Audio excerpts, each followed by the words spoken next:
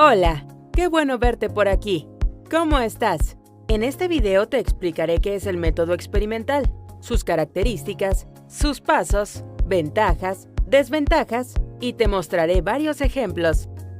El método experimental es un método de investigación cuantitativo que consiste en poner a prueba la validez de una hipótesis sometiéndola a experimentación. Es el más utilizado en las ciencias exactas, aunque también ha sido empleado con éxito en psicología y educación. El método experimental consiste en la identificación de las variables relevantes para la investigación, en el diseño de experimentos y en la observación de los cambios que éstas sufren o generan tras la ejecución de los mismos.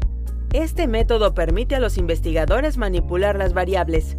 De este modo se pueden establecer relaciones precisas de causa-efecto entre una muestra de control, no se manipulan las variables, y una muestra de experimentación, variables manipuladas.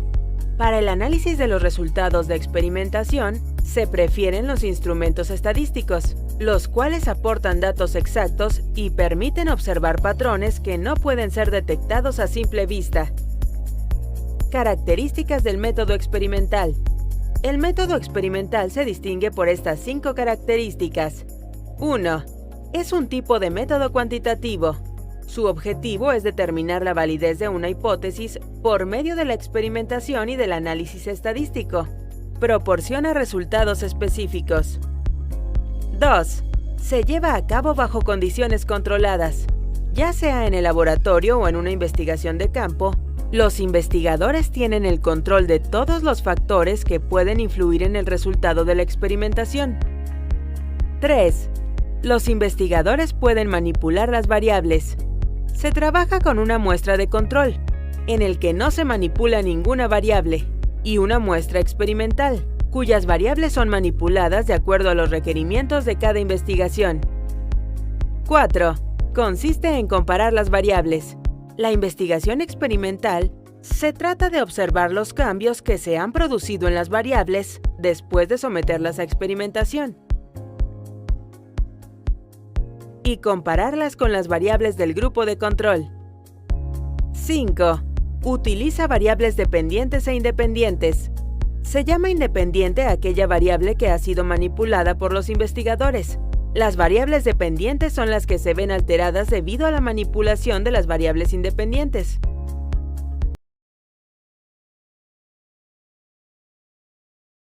Watson utilizó bebés como sujetos de estudio, tal como vemos en estas imágenes de 1920.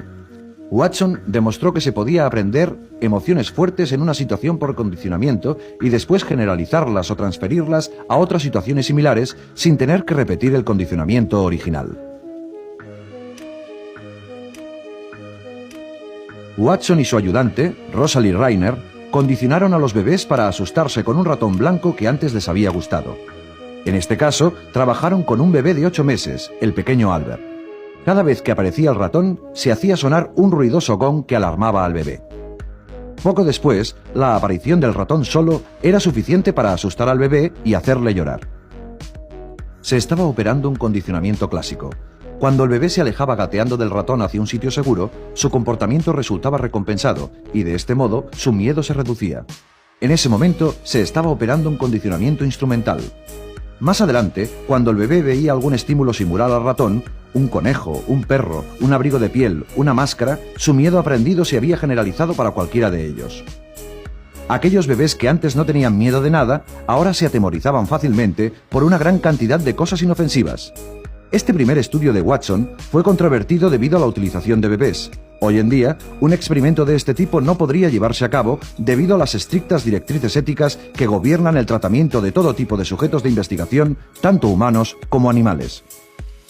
Algunos años después de estas demostraciones, un miembro del equipo de Watson, Mary Cover Jones, desarrolló técnicas para eliminar miedos ocasionados por condicionamientos naturales en adolescentes. Jones fue la primera terapeuta conductista. Pero estas técnicas llegaron demasiado tarde para algunos de los sujetos de Watson. El destino del pequeño Albert permanece en la incógnita. Otra figura.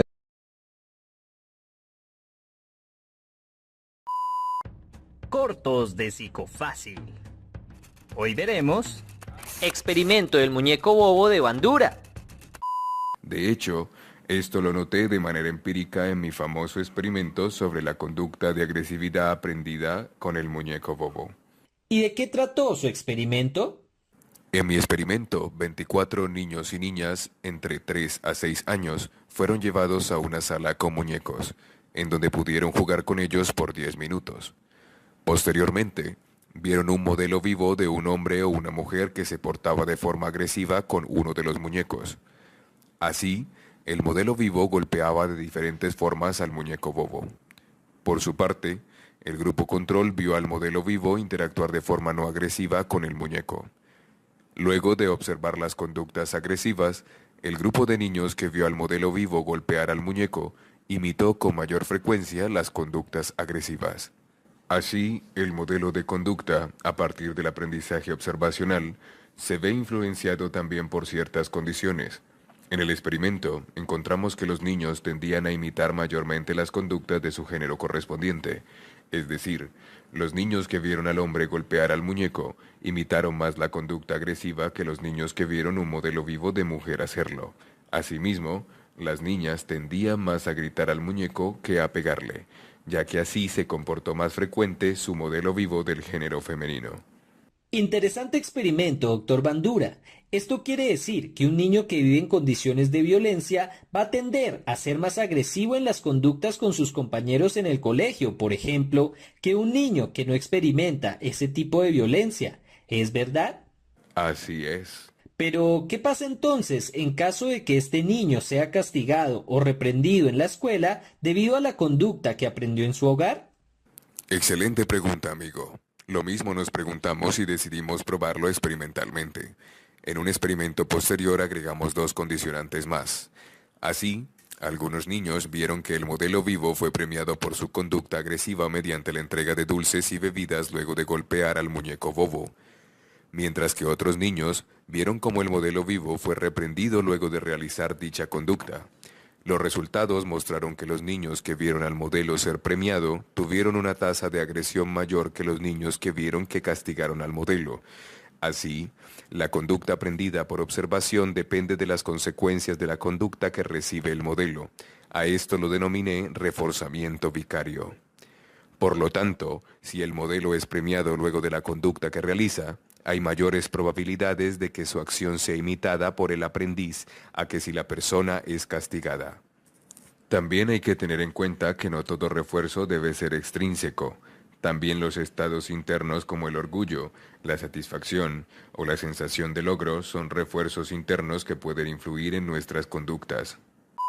No te pierdas la teoría completa de este autor, donde veremos su biografía, la teoría del aprendizaje social, el aprendizaje por observación, el reforzamiento vicario y los estados mentales internos en nuestro video sugerido.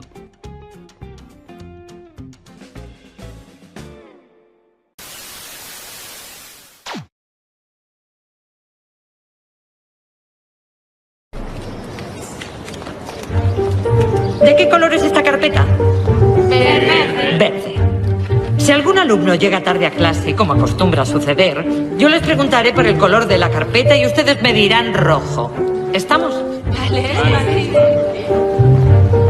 Hola. Tarde, pero pase.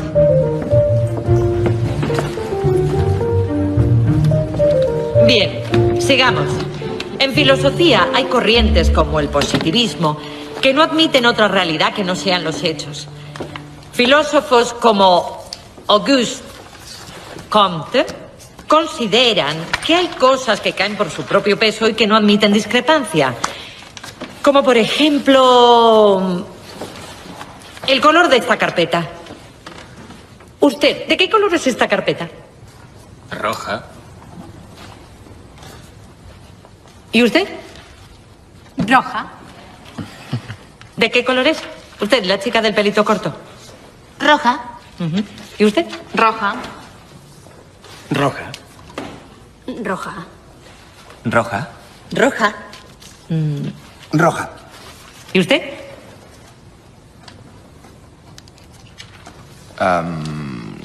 Roja.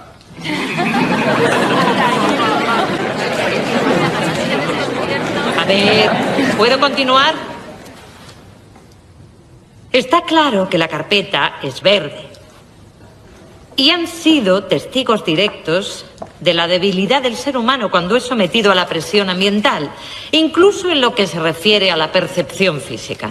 Bueno, yo me he dado cuenta de que era un juego. O sea, me parecía rara la pregunta. Claramente la carpeta es de color verde. Pero como todos decían rojo, usted ha dicho rojo. Bueno, porque pensaba que no Según tenía opción. Nietzsche, el mundo puede dividirse entre dos tipos de personas. Las que siguen sus propios deseos y las que siguen el deseo de los demás. Las primeras son fuertes y no se dejan gobernar por nadie.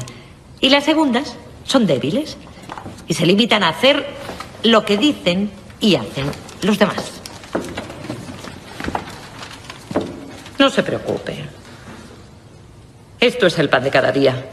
Somos muy sumisos y acabamos admitiendo las ideas de la mayoría. Incluso en Alemania, la gente fue capaz de creer lo que repetía una y otra vez la propaganda nazi. Ya lo decía Kant con toda su amargura. El ser humano es el único animal que necesita un amo para vivir.